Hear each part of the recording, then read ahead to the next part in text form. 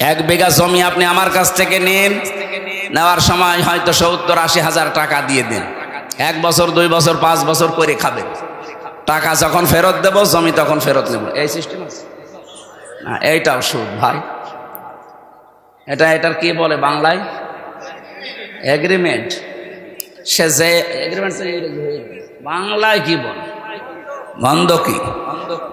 এই কাজে এই যে যেহেতু এটা জমিন না, এই যে বিভিন্ন জমি আছে, এখানে 1 বিঘা জমি দিলে 60,000 70,000 টাকা নেয়। 1 বছর করে খাবেন, তখন টাকা ফেরত দেবেন, তখন আপনাকে জমি দেবো। কারা কারা এই কাজে আছেন আমি কিছু বলছি না, হাত তোলেন তো।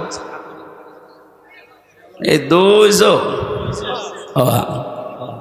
ঠিক আছে ভাই, আলহামদুলিল্লাহ। না, এদের সাহস আছে, বগুড়ার মানুষ তো, তারেক জিয়ার মতো সাহস আছে। বলেন তো আপনি যে এই কাজ করে, কি না জেনে করে না জেনে করে? না জেনে। তাহলে এখন যেহেতু জেনে ফেলছে, এরপরও যদি করে, আপনি এতদিন বলতে পারতেন আল্লাহকে যে আল্লাহ আমি জানতাম না, এখন কি করব? এখন যদি বলেন যে আমি জানতাম না, তাহলে মিথ্যা বলা হবে। আর অনেকে মনে করছে আল্লাহ এ তো না আসাই ভালো ছিল। হ্যাঁ, এখানে একটা কথা আছে, যে মানুষগুলো এই ধান্দায় থাকে যে আমি জানতাম না তাই মানতাম না, তার ডবল গুনাহ হবে। এই কথা বুঝতেছেন?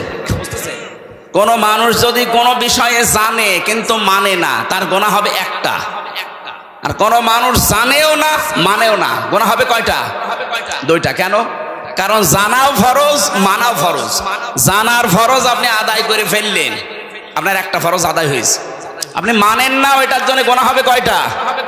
বলেন না কেন? আপনি জানেনও না মানেনও না। তাহলে সেই 4-5 জন হাত তুললো যে ওনারা জমি বন্ধকি দেয়, এগ্রিমেন্ট করে, 60,000 70,000 টাকা নেয়, করে খায়, আবার টাকা ফেরত দিলে জমি ফেরত দেয়। এটা মায়ের সাথে জেনা করার গুনাহ হচ্ছে।